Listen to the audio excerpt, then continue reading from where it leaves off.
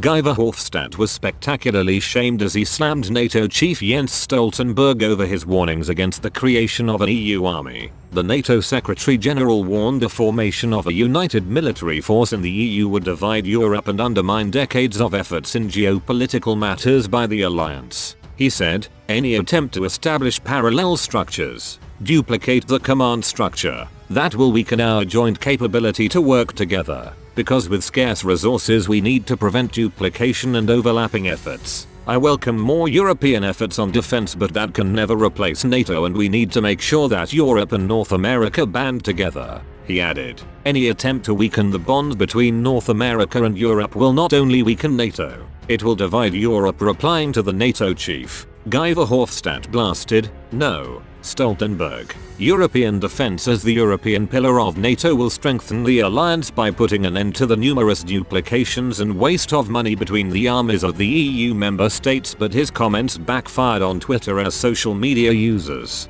were prompt to lambasted the Belgian MEP. One user said, "It is what the EU does best. Add another layer of bureaucracy, appoint another president, add civil servants, buildings, expense accounts, etc. but zero extra military resource." And another one, "You are not right about this. NATO has served Europe well since its foundation. The sheer thought of VDL being in charge of an army fills one with terror." Someone else warned, "Not sure many soldiers would be keen on risking their lives for the EU, defending their country, for sure." Another user urged EU states to start spending more on their defense. They wrote, "Then Europe needs to do more to fund NATO. US funds 69.3%, UK 6.2%, with France and Germany around 5.2%. That's 85% between just 4 countries, with the US making up more than Europe combined. So yes, NATO will always be better than any EU military." Others questioned the legitimacy of such a mission. One person said, "And where are you getting the money or authority for that? Because we all know you're not going to ask the people of Europe for permission."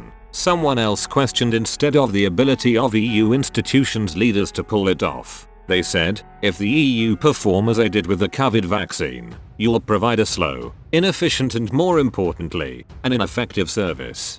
Get off that cloud, as it's not going to happen." It comes as EU defense ministers met last week to discuss the plans as the crisis in Afghanistan highlighted the bloc's ever-growing dependency on the US military. The EU will present a draft proposal of a potential first entry force in November and wants to seal the deal when France takes over the 6-month EU Council presidency from January 2022. Germany called on the European Union on Thursday to enable coalitions of the willing within the bloc to rapidly deploy a military force in a crisis. And EU Foreign Policy Chief Joseph Borrell urged the bloc to create a rapidly deployable first entry force of 5,000 troops to reduce dependency on the United States. He said, "Sometimes there are events that catalyze history, that create a breakthrough, and I think that Afghanistan is one of these cases." He added that he hoped for a plan in October or November. He said, "It represents a warning for the Europeans. They need to wake up and to take their own responsibilities."